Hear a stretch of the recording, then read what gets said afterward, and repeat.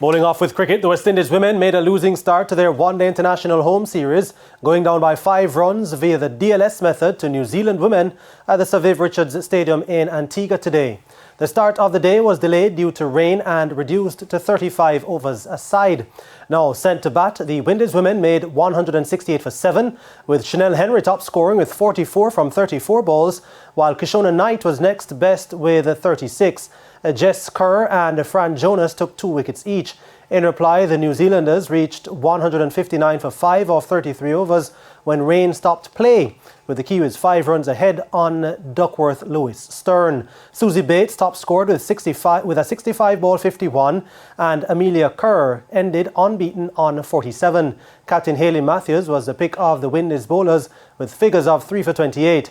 Henry's contribution with the bat at number 7 helped prop up the Caribbean side's total after they were 74 for 5.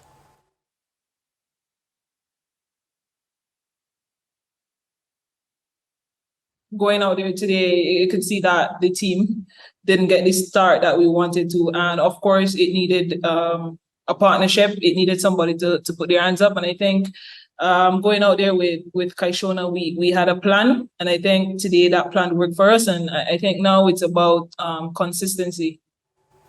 And the Jamaican knows what needs to be done for them to pull level in the series.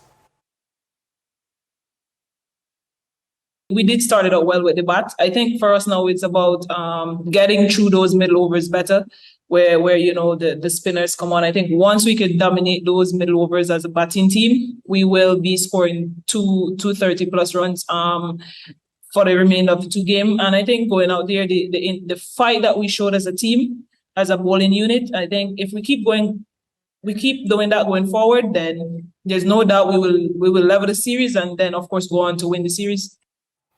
The next match in the 3-match series will be played on Thursday.